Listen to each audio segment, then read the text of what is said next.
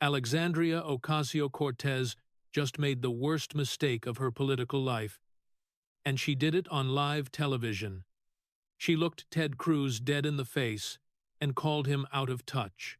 She had no idea what was in his folder: 5 receipts, her own FEC filings, her own ethics committee violations, her own campaign staffs, emails including 5 words her treasurer never meant anyone to see, and a letter from a $25 donor in the Bronx that made the entire room go dead silent. By the time Cruz was done, the woman who built her entire career on tax, the rich couldn't explain $53,000 in luxury hotels paid for by home health aides, making $17.50 an hour. What happened next destroyed everything she spent 6 years building. Before we get into what happened, if you believe politicians should spend your money honestly, hit subscribe. This story is just getting started. AOC went first. She always went first. 6 years in Congress had taught her that the person who sets the frame wins the argument. And framing was what Alexandria Ocasio-Cortez did better than anyone in American politics.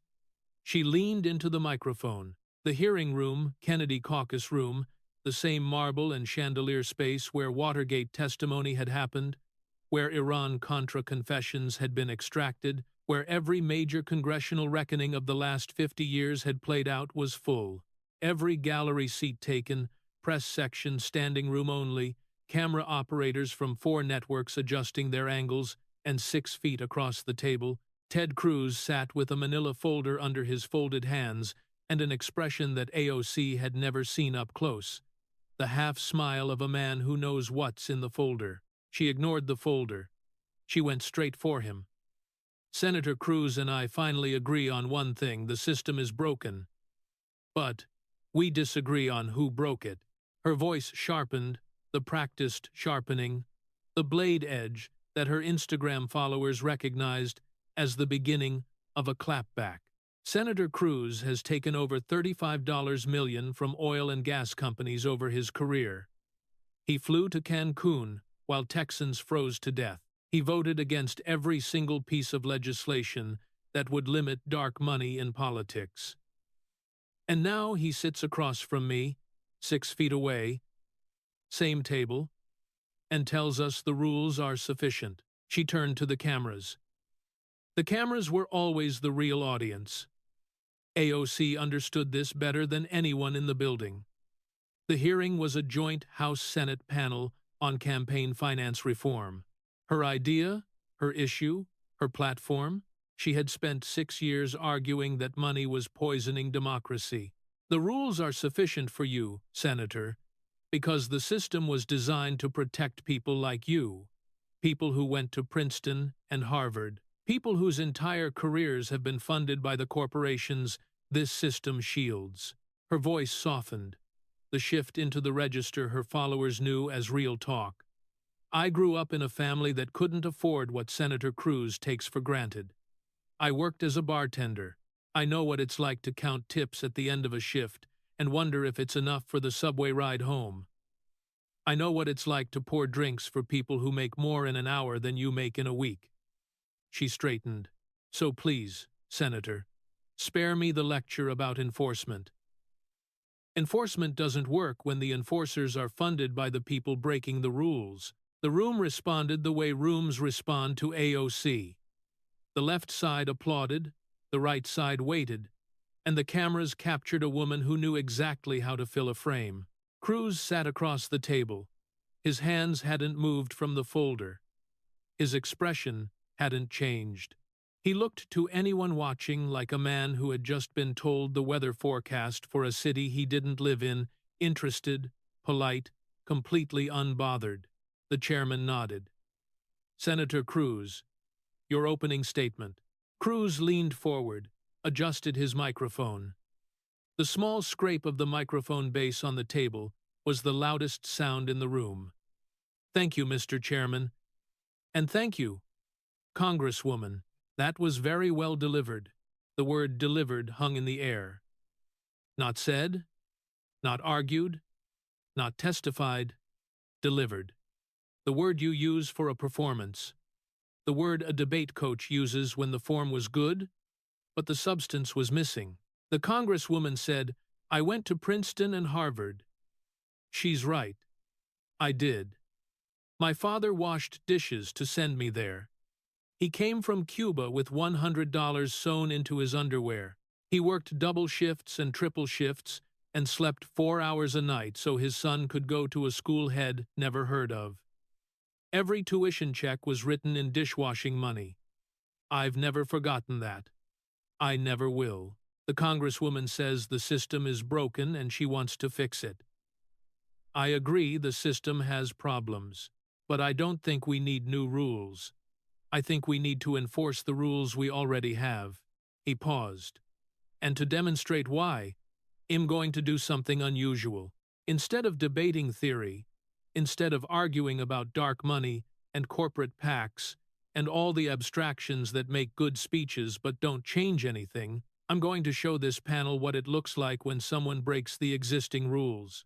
He placed his hand on the manila folder. I'm going to show the panel some receipts.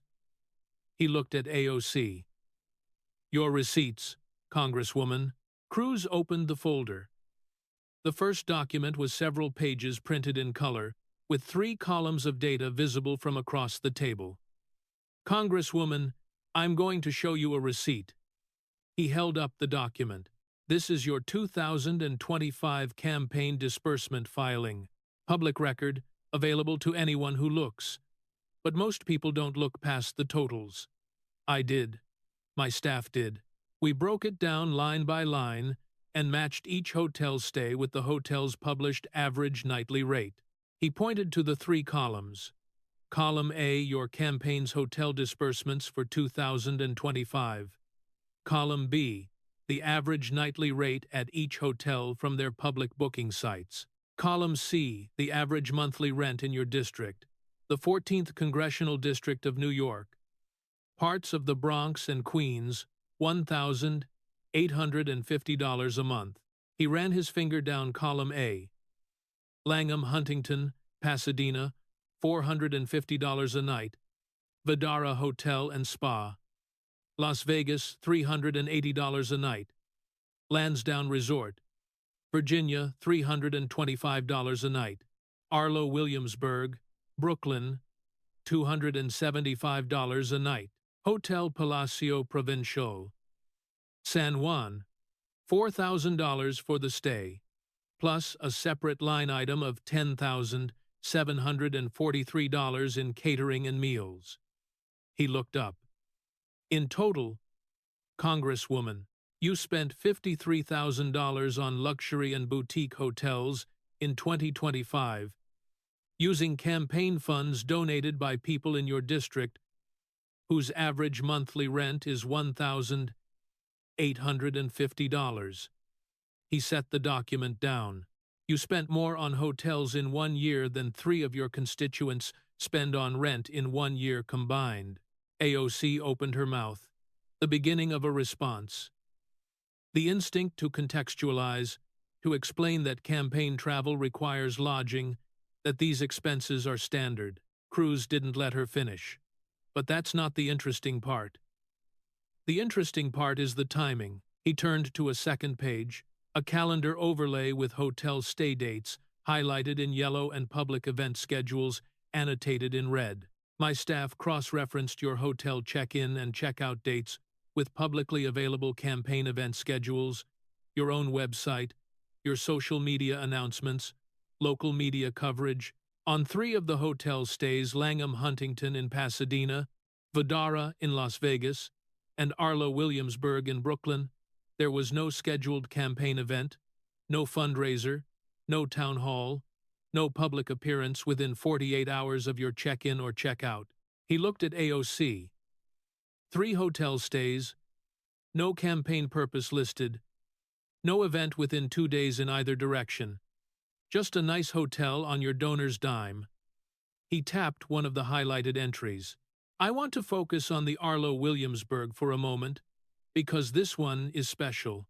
The Arlo Williamsburg is a boutique hotel in Brooklyn. It's in New York City. Congresswoman, your city, the city where you live, the city where your district is. You rented a hotel room at $275 a night with campaign funds in the city where you already have a home. He let that sit. There are people in your district who sleep 3 to a bedroom because they can't afford a 1-bedroom apartment. And you used campaign donations to rent a hotel room in the same city where you own a residence. I'm trying to think of a way to explain that to Elena Dominguez. I can't. He paused. When he spoke again, his voice had changed. Not sarcastic, not prosecutorial, personal. My father came to this country from Cuba with $100 sewn into his underwear, literally in the fabric. He washed dishes in Austin, Texas, for 50 cents an hour. He worked his way through school. He slept on the floor of a friend's apartment because he couldn't afford a bed, let alone a hotel. He never stayed in a hotel he couldn't pay for with his own money, not once in 50 years. If I had told my father that one day a member of Congress would spend $53,000 of other people's money on luxury hotels, including a hotel room in the same city where she lives, while giving speeches about fighting the oligarchy, he would have looked at me and said, "Mijo, that is the oligarchy." AOC shifted in her chair. Her hand moved to her papers, the instinct of a woman looking for talking points that would address what was happening. Her chief of staff, seated in the row behind her, had already pulled out a phone and was typing with the focused urgency of someone drafting a damage control statement before the damage was finished. And then Cruz continued, flipping to an annotated page. Your campaign paid for meals at a restaurant in Las Vegas where the sushi tasting menu is $150 per person. At a seafood restaurant on the Strip where entrees exceed $100, and at a restaurant in San Juan, Puerto Rico, where the espresso martinis are $24. He closed the page. This was during your Fight Oligarchy tour with Senator Sanders, the tour about how working people can't afford to live. He looked at her. You fought the oligarchy from a $4,000 hotel room, Congresswoman, with a $24 espresso martini in your hand. Cruz didn't wait for a response. He turned the page in the folder the way a lawyer turns exhibits in a deposition, methodically, without permission, as though the conversation were his to sequence and AOC were a witness whose schedule he controlled. Receipt 2. He removed a single document, a photocopy of a government form with 2 fields highlighted in yellow. This is a congressional spouse PIN application for your fiancé, Riley Roberts. PIN number 4471, issued the 3rd of March 2021. I obtained it through a FOIA request to the architect of the Capitol. He held it up so the cameras could see the highlighted fields. The name field says Riley Roberts, spouse. That designation gave Mr. Roberts access to restricted areas of the Capitol complex. It allowed him to travel internationally on taxpayer-funded sponsored trips reserved for members' spouses, and it qualified him for a free admission ticket to the 2021 Met Gala, valued at $35,000 under the gift exception that applies only to spouses. Cruz pointed to the second highlighted field. Below the name field is a checkbox. It reads, Is spouse's financial information included in member's annual disclosure? The box is unchecked. He set the form on the table. Same form, same page. Spouse in the name field, not spouse in the disclosure field. He looked at AOC. In law school, Congresswoman, we call that consciousness of avoidance. It means you structured your paperwork to get the benefits of a designation while avoiding the obligations that come with it. Riley Roberts is your spouse when it gets him into the Met Gala, has a stranger when it's time to show the receipts. AOC's jaw tightened. Senator, this is a personal attack on my family and I. Congresswoman, I'm not attacking your family. I'm reading a form that you filled out. You checked spouse in one box, and unchecked it in the next. I didn't do that. You did. He leaned back. What is Riley Roberts' net worth, Congresswoman? What stocks does he hold? What consulting contracts does he have? What companies does he have interest in, companies that might have business before the committees you sit on? We don't know. The Ethics Committee doesn't know. Your constituents don't know. Because you classified him as not spouse on every financial disclosure form for 4 consecutive years, while simultaneously using his spouse designation to obtain $35,000 in free gifts and restricted capital access. Cruz paused. You just gave this panel a speech about getting money out of politics, about transparency, about accountability, and your fiancé's finances a man who walks the halls of Congress with a spouse pin, who has traveled internationally on the taxpayers tab, who received a $35,000 gift under your name, are completely invisible to the American public. Congresswoman, that's not transparency. That's a magic trick. He reached into the folder and pulled out a second document. A spreadsheet. And it gets worse. My staff compiled a list of every benefit Riley Roberts has received under his spouse classification since 2021. He read from the spreadsheet. 1 congressional spouse PIN, unrestricted capital access. 3 sponsored international trips, classified as member and spouse. Travel London 2022, Tokyo 2023, Munich 2025. Total taxpayer cost $47,000. 1 Met Gala admission, value Trent Sync dollars. And daily access to the House members' dining room, the gym, and the cloakroom. He set the spreadsheet down. $82,000 in benefits. $0 in disclosed financial information. That's the deal Riley Roberts got. The benefits of being married to a member of Congress without any of the transparency that comes with it. Cruz leaned forward, the lean of a debater, not a senator. The lean of a man who spent 4 years on the Princeton debate team and had learned that the most devastating argument is the one that uses the opponent's own words. You stood in front of cameras at the Met Gala in a dress that said, "Tax the rich." You've spent 6 years telling the American people that the wealthy hide their money from accountability, that the system protects people who use legal loopholes to avoid transparency. He pointed at the spouse PIN application. What is this, Congresswoman, if not a loophole? Your fiancé gets an $82,000 ride, capital access, international travel, the Met Gala, and in return, the American people get 0 information about his income, his investments, his clients, or his business interests. You are doing exactly what you accuse the wealthy of doing. The only difference is that you're doing it on a government form instead of a tax return. AOC's jaw was tight. The muscles in her neck were visible. The tension of a woman holding back words she wanted to say. Senator, this is a personal attack on my family, and I won't. Congresswoman, I am reading a government form with your signature on it.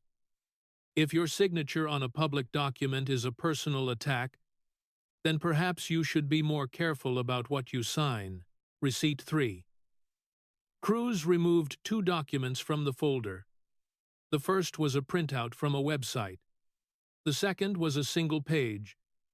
An email printed with a header and body text visible. Your 2025 FEC filing shows 3 payments to Dr. Brian W. Boyle of Brookline, Massachusetts. March $11,550. May $2,800. October $4,375. Total $18,725. All 3 payments are listed as leadership training and consulting. He held up the first document, the website printout. This is Dr. Boyle's professional website. He is a board-certified psychiatrist. He specializes in, and I am reading from his site, interventional psychiatry, treatment-resistant depression, and ketamine-assisted therapy. He is described in the New York Post as a leading authority on ketamine. Cruz looked at the website, looked at AOC, looked at the website again.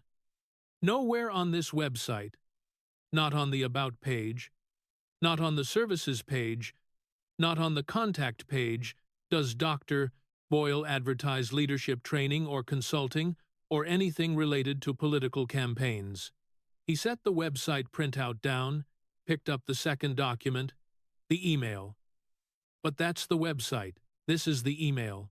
The hearing room went quiet. Not the attentive quiet of people listening, the anticipatory quiet of people who can feel a detonation approaching. This is an internal email from your campaign. It was produced as part of the FEC complaint discovery process. It is dated February 2025, 1 month before the first payment to Dr. Boyle. It is between your campaign treasurer and your chief of staff. Cruz read. We need to find a billing code for the Boyle sessions. Campaign funds can't cover personal medical. Can we classify as consulting? He set the email on the table. Can we classify as consulting? 5 words. Your campaign treasurer, the person responsible for the legal accuracy of your federal filings, asked your chief of staff whether a psychiatrist's bills could be reclassified as consulting because, and I quote, campaign funds can't cover personal medical. They knew. Congresswoman, your own staff knew that this was a personal medical expense. They knew it couldn't legally be paid with campaign funds, and they didn't stop the payment. They didn't tell you to pay out of pocket. They asked how to hide it. Can we classify as consulting? That's not an accounting question. That's a cover-up question. AOC's face had changed. The performative confidence, the Instagram-ready composure that had carried her through 6 years of Republican attacks and cable news confrontations, was gone. In its place was something rawer, the expression of a person hearing their own words read back to them in a room they cannot control. She turned to her chief of staff, seated behind her. The turn was sharp, not the casual lean of a woman conferring with an aide, but the urgent pivot of someone who needs to know how a private email ended up on a table in the United States Senate. The chief of staff was looking at her phone. She did not look up. Congresswoman, Cruz said, I want to be clear about something. I don't care whether you see a psychiatrist. That is your right. That is your private business. Mental health is serious, and I would never criticize anyone for seeking treatment.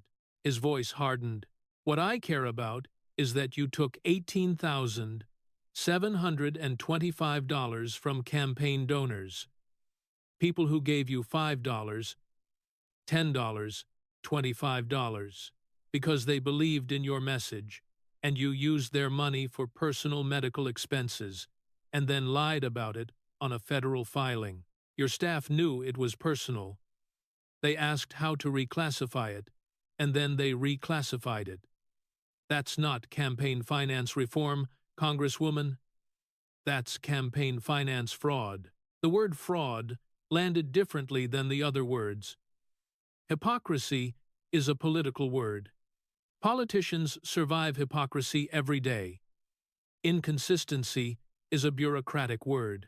It can be explained, contextualized, spun. But fraud is a legal word. It means a crime.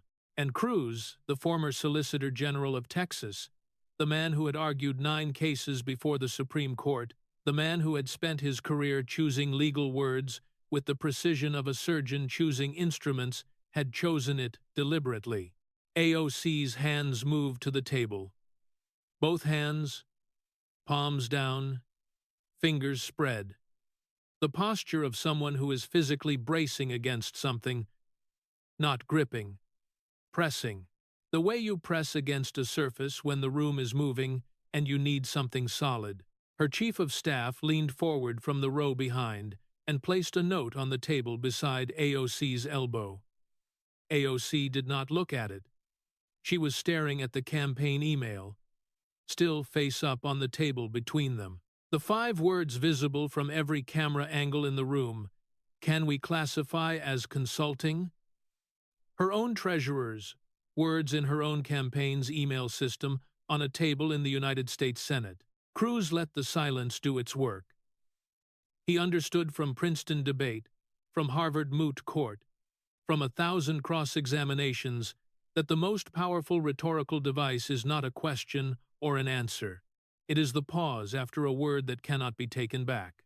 He let fraud sit in the hearing room the way a stone sits at the bottom of a pond, settled, permanent, undisturbed by anything that moves above it. Then he turned the page. Receipt 4. Cruz reached into the folder and pulled out a thick document. The House Ethics Committee report from July 2025, 26 pages, with multiple sticky note tabs protruding from the edges. He opened it to a tabbed page. Most people read the headline on this report: Ethics Committee finds AOC violated House rules regarding Met Gala attendance, ordered to pay $3,000. That's the headline. Most reporters stopped there. He held up the report. I didn't stop there. The footnotes are where the real story lives. He turned to a tabbed section. Footnote 117, page 19. The committee's report states, no one appeared to be thinking about the cost of anything, despite the fact that they were told to keep the costs down by the Congresswoman's staff, because the Congresswoman had, and has, limited financial means. Cruz looked up. Limited financial means. That's how your own team described your financial situation to the Ethics Committee. But your campaign spent $53,000 on luxury hotels in the same year. Limited means for personal expenses, unlimited means for campaign-funded hotels. He turned to another tab. The report documents a text message from your former campaign staffer to the designer who made the dress. The text reads, "There is no restriction on Riley, by the way," meaning your fiancé could accept gifts without limitation. Your staff gave the green light for Riley Roberts to accept gifts from a designer who was being paid or not paid, as it turned out, to dress you for a $35,000 a ticket party. Cruz turned another page. The hairstylist's agency. They invoiced your campaign for services rendered at the Met Gala. The invoice was sent in September 2021. It went unpaid. October, unpaid. November, unpaid. December, unpaid. January 2022, unpaid. Your campaign staffer received multiple follow-up emails. None were answered. On the 23rd of February 2022, 5 months after the event, the agency notified your staff that they would file a formal ethics complaint if payment was not received by end of business the following day. February 24th, 1 day later, after 5 months of silence, the invoice was paid. 5 months, Congresswoman. A small business, a hairstylist, a working person. Exactly the kind of person you tell the cameras you fight for every day. You had to chase your campaign for 5 months and then threaten you with an ethics complaint to get paid for work they'd already done on your cruise, hair for your party at your event. Cruz paused. Let it land. You know who else doesn't get paid on time? Congresswoman? The people in your district. The Elena Dominguezes. The women who do other people's hair for a living. Except they don't have the option of threatening a member of Congress with an ethics complaint. They just don't get paid. Cruz reached into the folder one final time for this section. A single sheet. And one more receipt. A car service invoice for the 13th of September 2021. The night of the Met Gala. The invoice was billed to Condé Nast, owned by Advance Publications, a privately held company with estimated revenues of $2.5 billion. He set the invoice on the table, A billion-dollar corporation paid for your car to drive you to a $35,000 a ticket party where you wore a custom designer gown that said, "Tax the rich," and then you didn't pay the people who did your hair for 5 months until they threatened to report you. Cruz shook his head. That dress didn't say "tax the rich," Congresswoman. It said, "Tax everyone except me." Cruz closed the Ethics Committee report. He set it aside. He placed the FEC filing aside. He placed the spouse PIN application aside. He placed the campaign email aside. He cleared the table in front of him until there was nothing left except one piece of paper. A handwritten letter on lined notebook paper, the kind you buy in a 3-pack at the dollar store. "Last receipt, Congresswoman." His voice was different now. The sarcasm was gone. The forensic precision was gone. What remained was something quieter. The voice of a man who had grown up watching his father count dishwashing money and who understood, in a way that no policy debate could capture, what it meant to earn $1 and trust someone else with it. This isn't from the FEC. It isn't from the Ethics Committee. It's a letter I received 3 weeks ago from a woman named Elena Dominguez. He held up the letter. Elena lives at 1847 Grand Concourse Apartment 4B. That's in your district, Congresswoman. The Bronx. She's a home health aide. She makes $17.50 an hour. She goes to people's homes and helps them bathe, helps them eat, helps them get out of bed. She changes sheets. She cleans wounds. She lifts people who can't lift themselves. In 2024, Elena donated $25 to your campaign. That was the most she could afford. $25 is roughly 2 hours of her work. 2 hours of wiping someone's back and changing their sheets, converted into a political contribution. He read from the letter. "Dear Senator Cruz, I don't usually write to politicians. I'm writing because I saw on the news that Congresswoman Ocasio-Cortez spent $53,000 on hotels using campaign money. I donated $25 to her campaign. That's 2 hours of my work. I donated because she said she was a bartender like me, someone who knows what it's like. Now I find out she used my $25 and everyone else's $25 for a $450 a night hotel in Pasadena. I don't know what Pasadena is, but I know what $450 is. That's more than my grocery bill for a month." Cruz set the letter on the table gently, the way you set down something that matters. Elena Dominguez works 40 hours a week, taking care of other people's parents and grandparents. She gets up at 530 inches the morning. She drives a Honda Civic with 187,000 miles on it. She parks in the lot behind the medical supply building on Grand Concourse, between clients, and eats lunch in her car, because there's no break room when your office is other people's apartments. She donated $25 to your campaign because she believed you understood her life. She believed you when you said you were a bartender, that you knew what it was like to count tips, that you were fighting for people like her. She gave you 2 hours of her labor, 2 hours of lifting an 83-year-old woman out of a shower chair, 2 hours of changing sheets and cleaning wounds and doing the work that nobody thanks you for. And she converted those 2 hours into a political contribution because she trusted you. And you used her donation, and thousands like it, for $450 a night hotels in cities Elena has never visited, for $150 sushi tasting menus at restaurants Elena will never enter, for $24 espresso martinis at bars where Elena's 2 hours of work wouldn't cover a single round, for $18,725 in personal medical expenses, reclassified as consulting by a staff that knew it was illegal and asked in writing how to hide it. Cruz's voice dropped. The sarcasm was gone. The wit was gone. What was left was the voice of a man whose father had counted dishwashing money at a kitchen table, and who understood in the bone, in the muscle, in the place where understanding lives when it comes from experience rather than education, what it meant when someone trusted you with their money and you spent it on yourself. My father washed dishes for 50 cents an hour.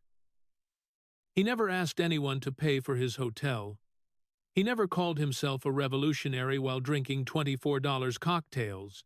He never flew to Puerto Rico on someone else's dime and ordered espresso martinis while giving speeches about the working class. He just worked.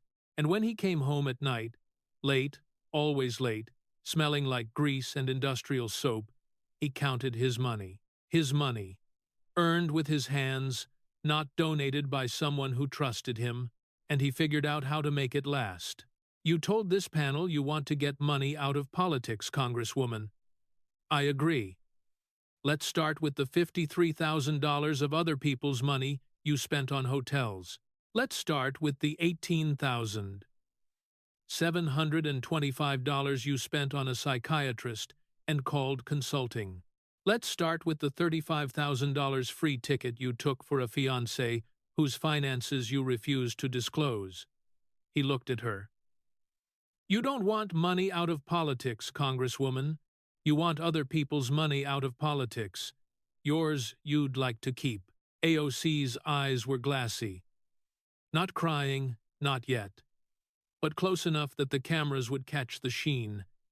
And in the age of screenshots and clip culture, the sheen was the story. Her lips were pressed together, the muscular effort of a woman holding her mouth closed because the alternative was saying something she couldn't take back, or making a sound she couldn't control.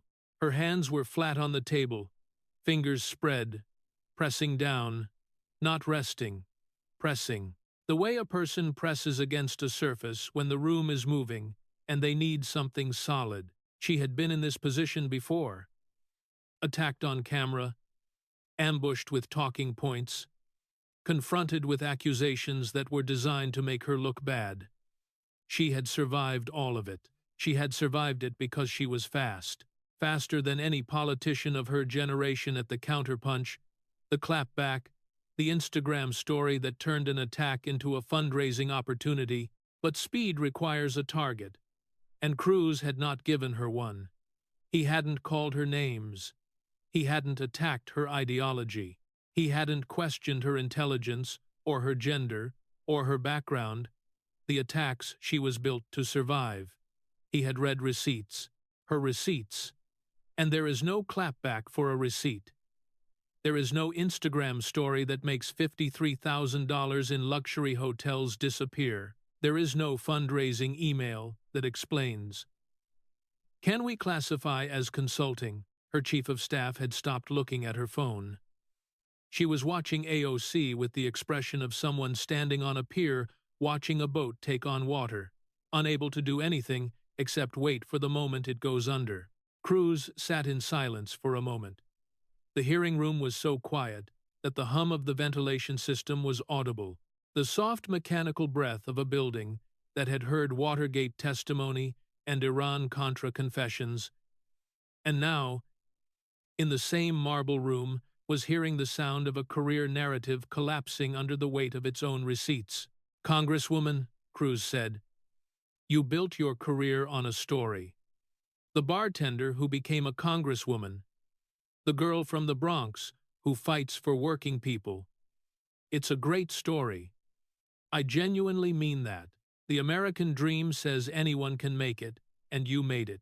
But stories have to be true. And yours stopped being true the moment you started spending campaign donations on luxury hotels while your donors count grocery money.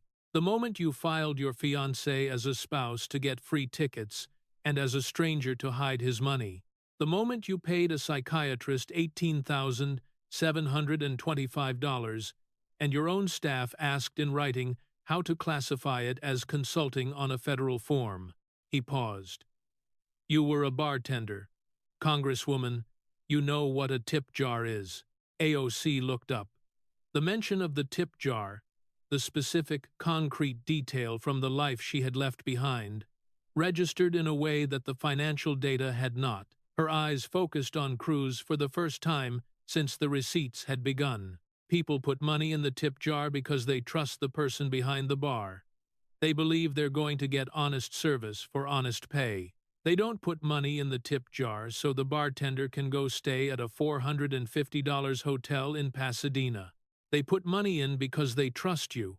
Your donors, Elena Dominguez, and the thousands of people like her put money in your tip jar. $5, $10, $25. 2 hours of Elena's life, and you spent it on yourself. Cruz leaned forward. In any bar in America, Congresswoman, that gets you fired. The hearing room was silent, not the performative silence of political theater. The genuine silence of a room full of people who have just heard something they cannot unhear. This hearing is about campaign finance reform. You want new rules. I want enforcement of the rules we have. But on one thing, we can agree. The rules, old or new, mean nothing if the people who write them won't follow them. You don't follow them, Congresswoman. The Ethics Committee says you don't follow them. The FEC complaint says you don't follow them. Your own campaign emails, your own treasurer's words, say you don't follow them. He gathered the receipts into a neat stack, placed them back in the folder, closed the folder, set it on the table. So, before we reform the system, Congresswoman, maybe you should reform yourself. The clip of Cruz reading the campaign email, "Can we classify as consulting?" was posted at 1,241 p.m. Eastern. By 300 p.m., it had been viewed 15 million times. By midnight, it was the most shared political clip of the week. The 5 words were printed on merchandise by morning. In any bar in America, "That gets you fired" trended number 1 within 30 minutes and held the position for 19 hours. AOC went live on Instagram at 800 p.m. The stream lasted 45 minutes. She cried. She called the hearing a coordinated right-wing attack designed to silence progressive women who threatened the establishment. She said the receipts were taken out of context. She said the hotel expenses were standard campaign travel. She said the psychiatrist payments were legitimate consulting services. She did not address the campaign email. She did not explain, "Can we classify as consulting?" She did not mention Elena Dominguez. She did not explain the 3 hotel stays with no campaign events within 48 hours. She did not address Riley Roberts' undisclosed finances. The comment section told the rest of the story.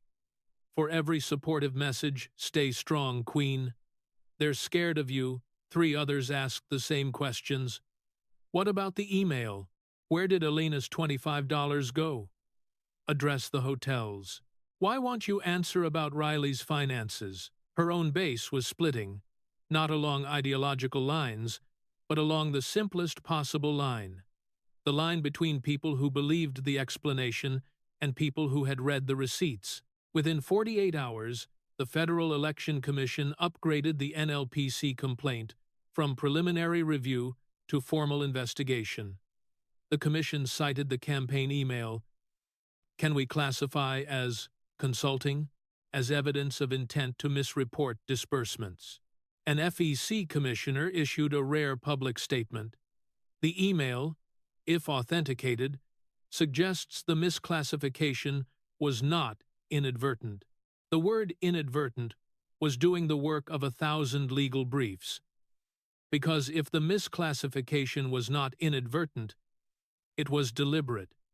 And deliberate misreporting of campaign disbursements is a federal crime.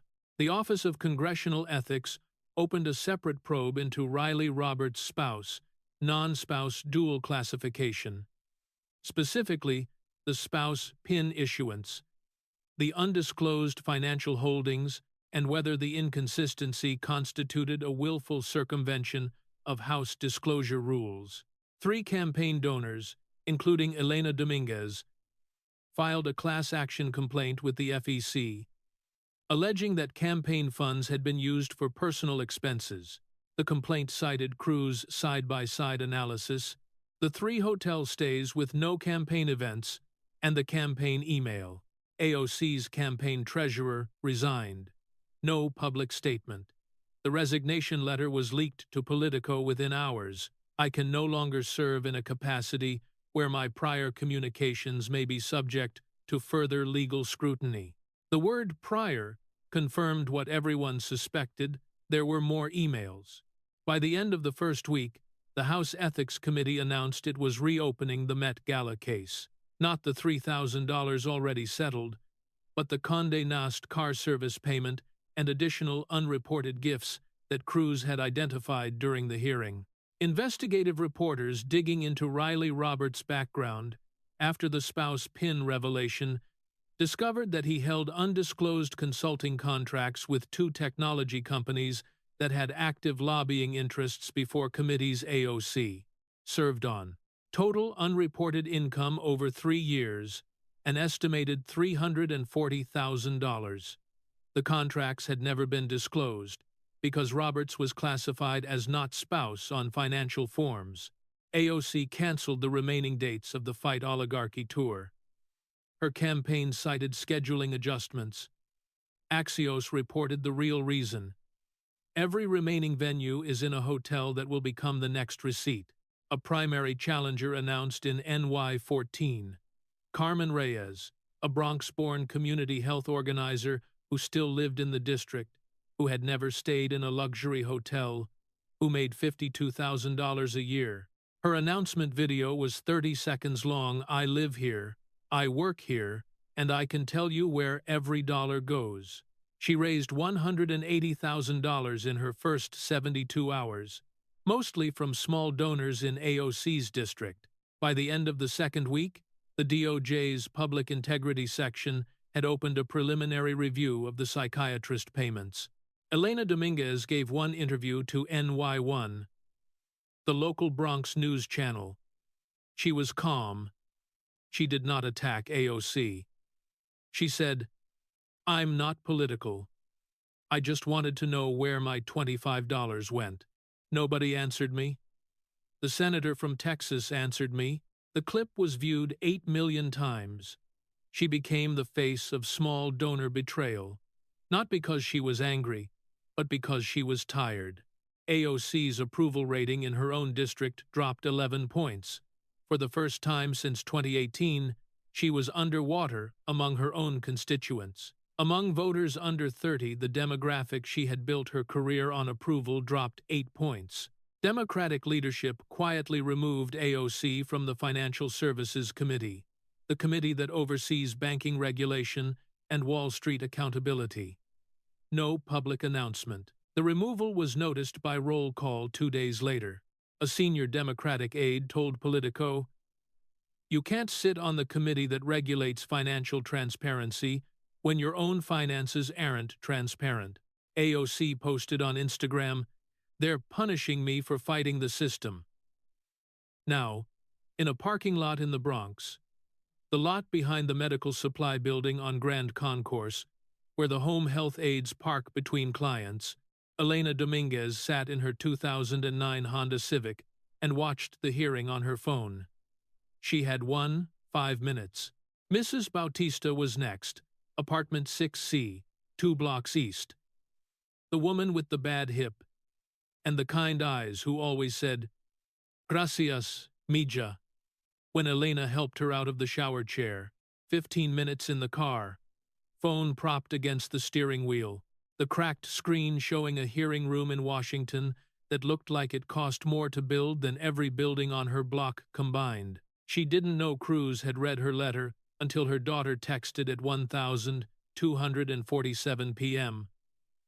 "Mommy, you're on TV." She watched the clip. She heard her own words, her handwriting, her sentences, her $25 read aloud by a senator from Texas she had never met and would probably never meet. She saw AOC's face, the glassy eyes, the pressed lips, the hands flat on the table. Elena felt nothing. Not anger, not satisfaction, not vindication. Just the tiredness of a woman who works 40 hours a week at $17.50 an hour, who gets up at 5:30 every morning, who drives a car with 187,000 miles on it, who donated $25 to someone she thought understood what $25 meant. She opened her bank app. $347.12.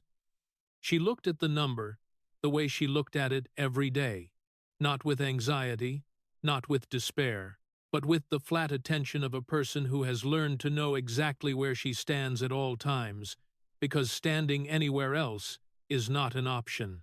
$25. Not a lot of money. But every dollar in that account was earned. Every dollar matched a shift.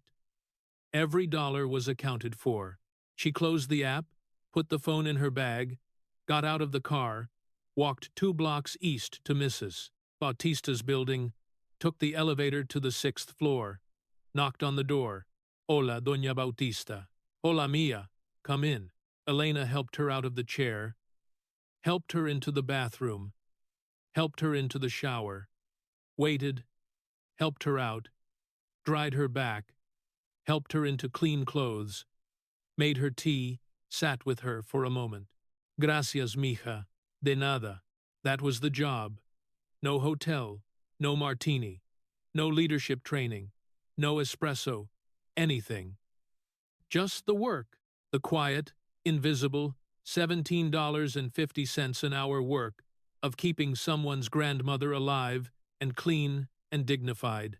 Elena picked up her bag, drove to the next client, parked, checked her phone.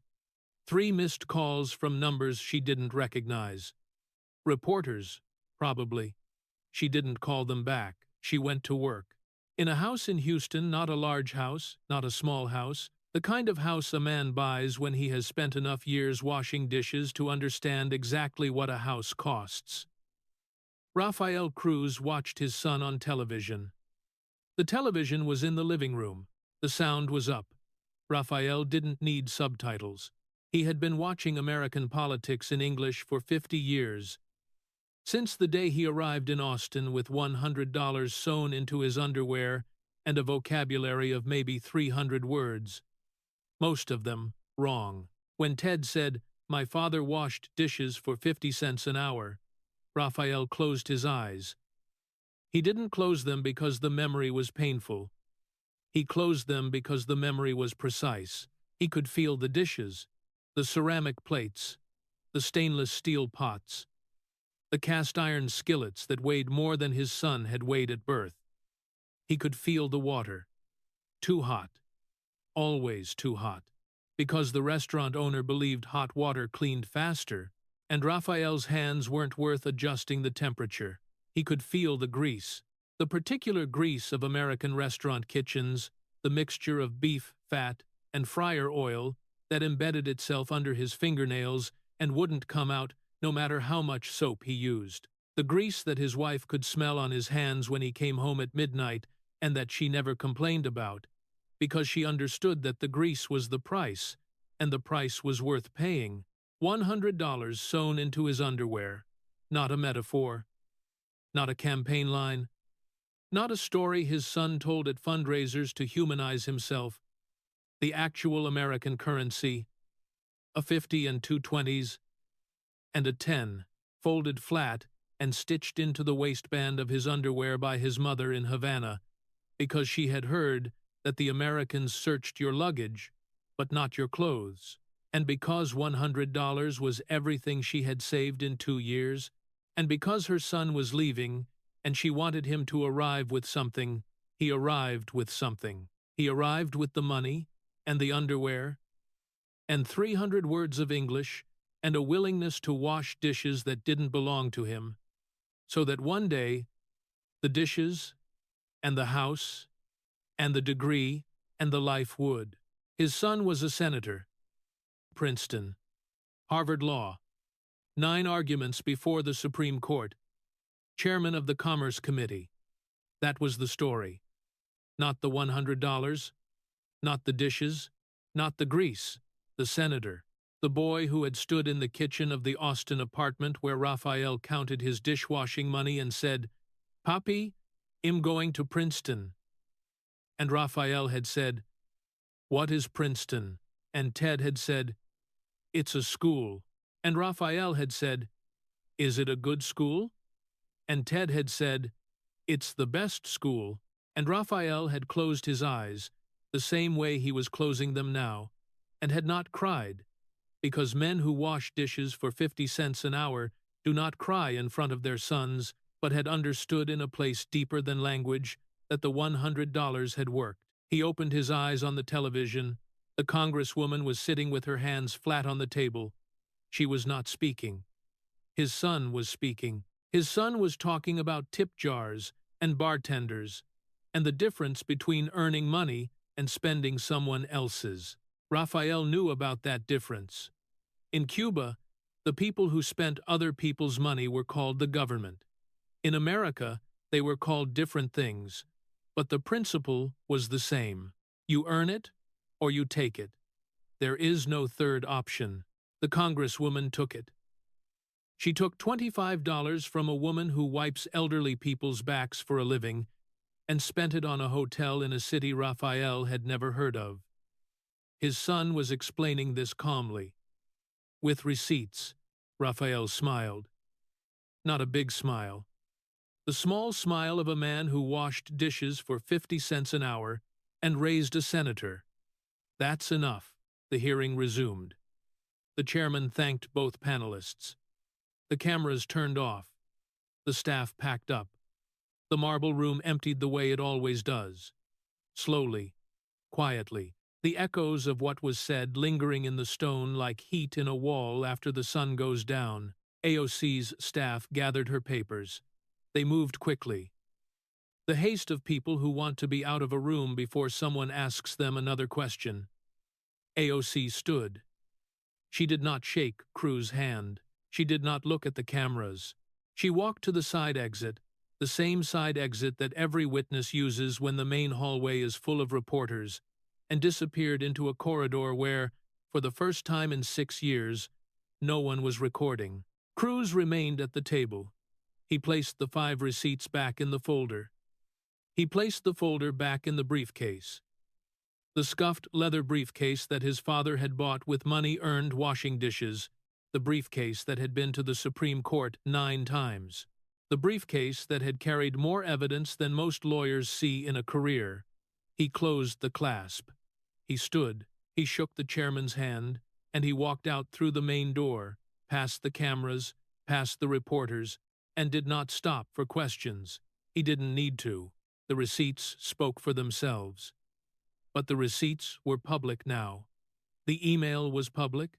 The letter was public. And somewhere in the Bronx, a woman named Elena Dominguez was helping an 83-year-old woman out of a shower chair.